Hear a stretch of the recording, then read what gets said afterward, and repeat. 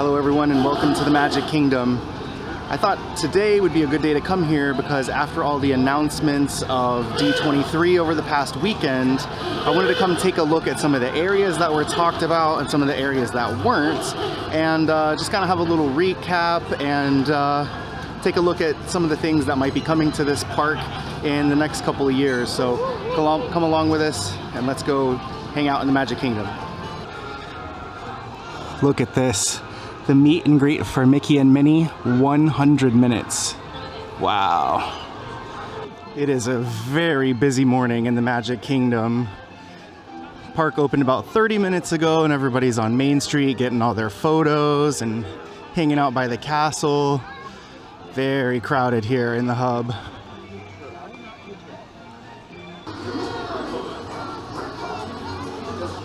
All right, so first off, let's talk about Tomorrowland.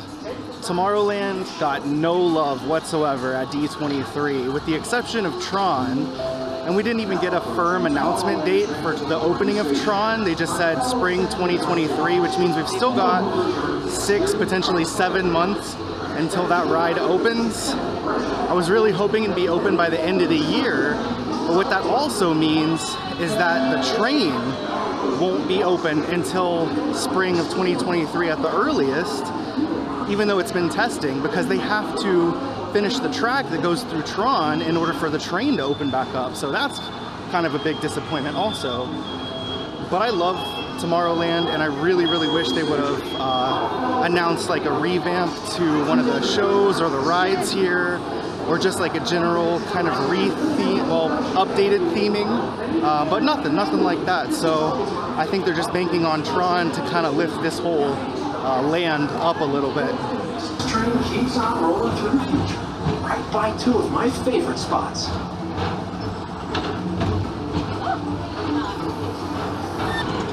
I haven't been on the Peoplemover since they updated the soundtrack, so I'm excited to hear that, and I also want to get some footage of Tron and see how far along that is, and see maybe if I can see one of the trains tested. Travelers? Look, there's even a tiny Peoplemover. I wonder if that means there's a tiny ORAC.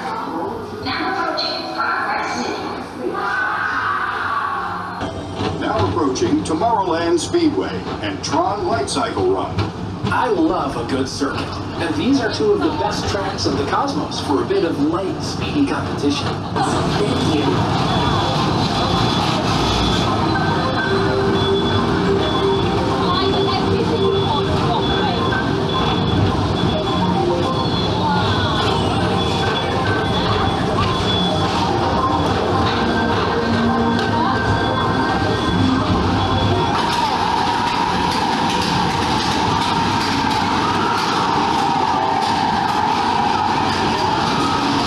Doesn't look like they're doing any testing right now, but they have got a lot more concrete work done down there. They've got some more painting and outlines of like the kind of faux brickwork that's going to go on the shop over here too. To your right is the Astro Orbiter. You can count on us.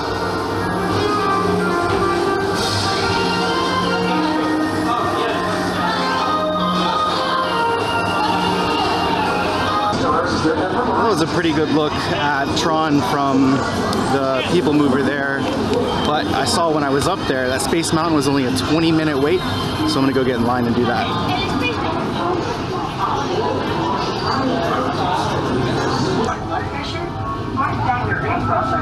Motion sickness, or other conditions that could be aggravated.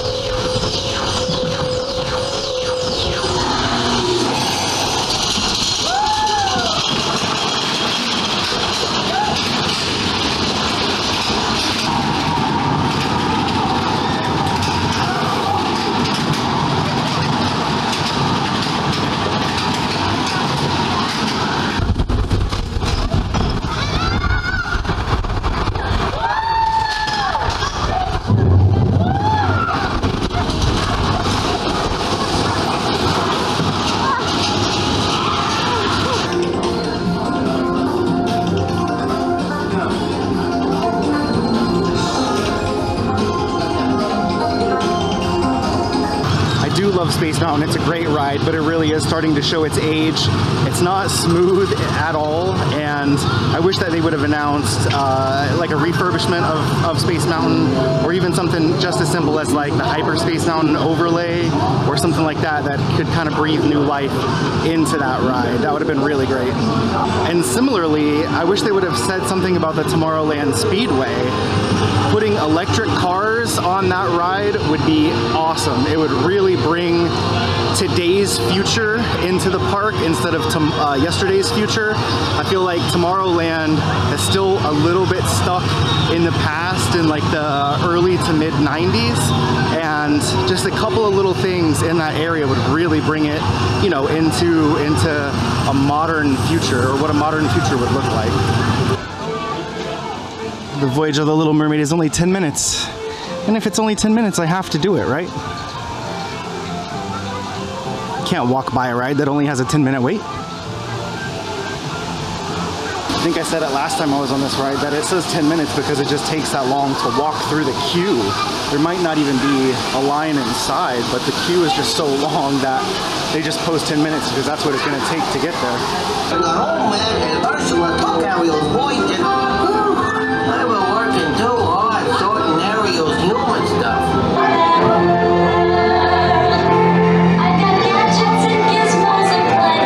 She's holding a new statue instead of a dingle hopper.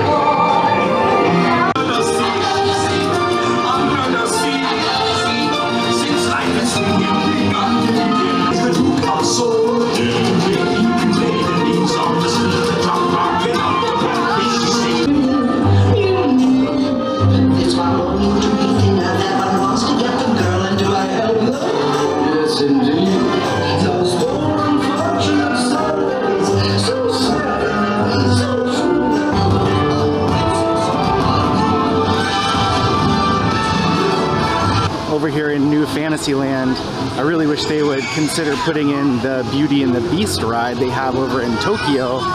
I know a lot of people aren't fans of just like cloning rides from park to park, myself included. I do like when we have exclusive stuff, or, you know, something that is a little bit special, but that ride would fit really, really well over here next to the Be Our Guest restaurant and Gaston's Tavern.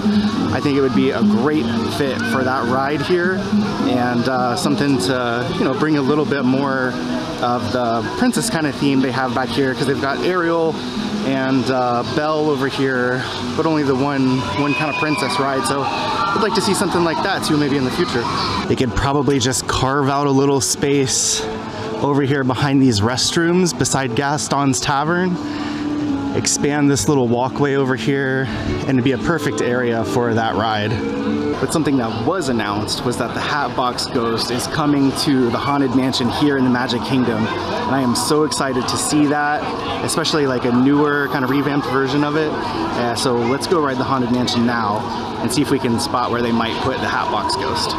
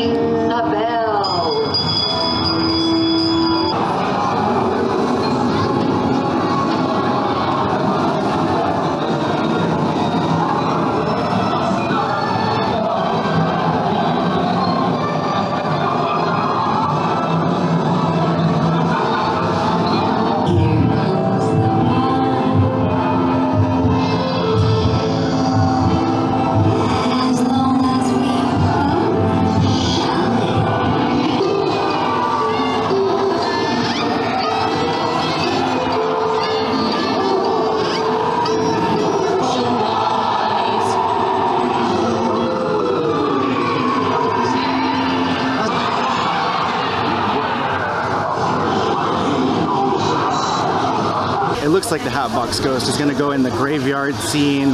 Where exactly? I don't know. They'll have to shift some stuff around, but I'm really excited to see that come here, and we'll definitely be in line as soon as we know it's in. And yeah, that'll be really exciting. Glad that they're, you know, revamping that a little bit, even though I'd like to see a holiday overlay or something like that. I think a new animatronic is definitely a good announcement for Haunted Mansion there.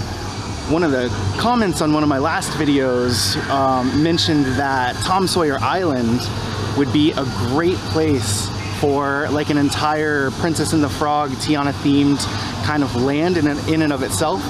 And I think that is a fantastic idea. I really like the idea of having Tom Sawyer Island transformed into something that is completely themed throughout, and I think that Princess and the Frog, the Bayou theme, would fit excellent over there. And you know, that with the Splash Mountain ride, they could have a little bit of you know, like Mama Odie's like little voodoo lair or whatever over there, or maybe even like put Dr. Facilier over there. That would be really, really awesome too. But I thought that was a really great idea, and hopefully they can do something with Tom Sawyer Island, because that's another place that hasn't really had a whole lot of change or had a whole lot of love since it opened. And I like it over there, but I do think that if they're adding more IP into the parks, that would be a great place to put something like that in there. You can kind of spot the different colors on the two different sides of Splash Mountain here, which where it looks like they're kind of getting ready to test or like do the overlay theming.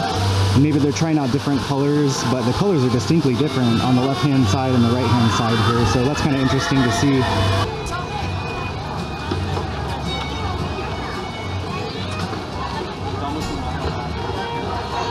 But let's talk about the big news that wasn't really news, in that they mentioned that behind Big Thunder Mountain that they had kind of blue sky ideaed a land that would include Coco and Encanto and possibly like a villain's land back there. There's nothing back there. I mean, there's an access kind of canal where the Liberty Bell can go for its refurbishment. There's the train tracks go over there, so they would have to do a lot of infrastructure work to put anything over there. And I love that idea. I love expanding the Magic Kingdom with a whole new land. That would make it pretty much a two-day park, but that is an enormous undertaking if they're going to do something like that, because there's just nothing back there right now. And so to have guest walkways and facilities, restaurants likely, attractions, that would be an enormous investment for Walt Disney World, which I know they're not looking at right now. And that was kind of just a teaser to give the fans something to kind of bite on and look forward to. Whether it comes to fruition or not, we'll have to see over the next 5 to 10 years. But as of right now, I love the idea, but it is just that, just an idea. And I'm lined up right here in Frontierland for the parade that starts in about 15 minutes. We're gonna have the best view in the house. And while we wait for the parade, I think it's a good time to talk about the nighttime shows here at the Magic Kingdom. I would really love for another nighttime parade to come back to the Magic Kingdom here. We haven't had one for so long, and we've got the Festival of Fantasy Parade, which is great. It came back after the pandemic. They were doing cavalcades and things like that, and those were fine. I'm really glad to have the parade back, but a nighttime parade would be amazing. And I am also really glad that they're bringing back Happily Ever After, even if it's in another show. They're just going to use that song in another show. That show was incredible, Happily Ever After, so much better than Enchanted in my opinion. I like Enchanted, it has its place, but I am really glad to see that they're bringing Happily Ever After back. And I know that that lit up a lot of fans when they announced that they were bringing that show back, or that song back. So really glad to see that. Now we just need a nighttime parade.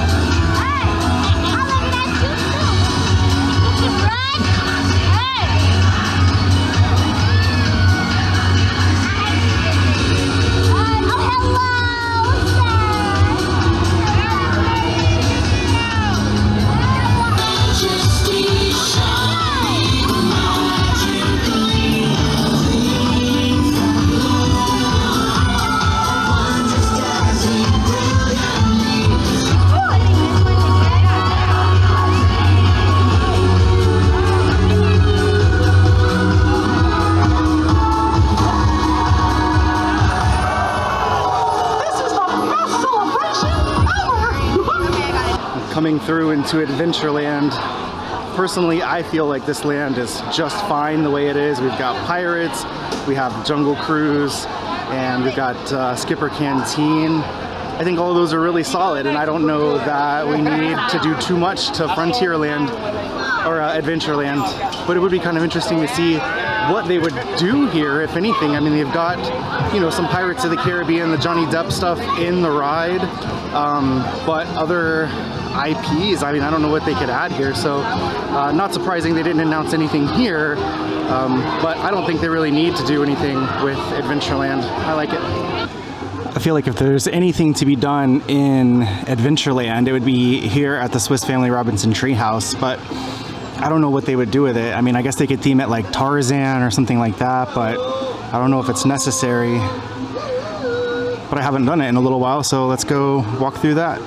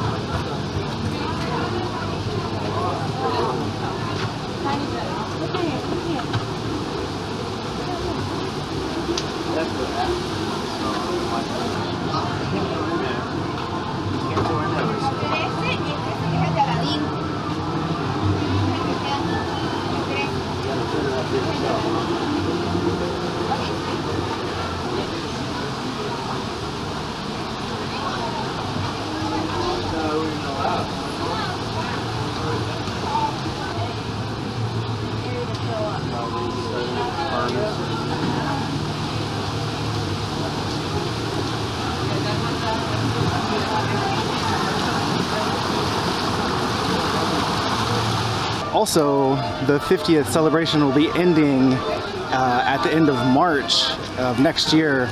So if there's any, like, you know, the decor I really like. The castle, I pray that they leave the castle the same colors. I absolutely love the rose gold and the gold. I'm sure they'll take down some of the bunting and the filigree and stuff like that, but overall I really like the aesthetic. And there it is. But with the 50th ending, so that means probably a lot of the treats are going to go away, a lot of the drinks, a lot of the attractions might change a little bit in terms of like the shows, the costumes and things like that. They've had Mickey and Minnie in their 50th outfit for a long time, so it'll be nice to kind of see them back in their classic gear, but I'm wondering if they're going to do the platinum stuff like they showcased at D23 for the 100th celebration. If they're going to bring that here to this park, since we've already had, you know, so long with the 50th stuff. If they're going to go ahead and hit us with the 100th anniversary of the Walt Disney Company here in these parks as soon as the 50th celebration is over. So it'll be interesting to see. I don't think they've announced anything quite like that just yet here, or any specifics on the celebration itself, but I have a feeling most of that will be over in Disneyland. But you know, it'll be interesting to see. I'm sure some merchandise will trickle over here and things like that, but I don't think there's going to be a whole lot. I think this park is ready to go back to just kind of the regular classic Magic Kingdom. My last stop is always the Emporium, and I spotted this Haunted Mansion hat here that I haven't seen before. It's got the hitchhiking ghosts on there, kind of cool. I think these also look new, this copper colored set of ears here with the sequined bow on it. Kind of neat, really shiny. We have this new Together We Are Magia line here. We've got a Luisa cap, says Flex Alert on it. Cool. And then this Encanto backpack, which is really, really pretty. The Casa Madrigal there. Check these out too. I don't think I've seen these light up Maleficent ears. And they also have like an Ursula headband that looks like it lights up with the crown on there. Those are pretty neat. Let's see if we can, oh yeah, there it goes. It lights up. There's a little button on the back.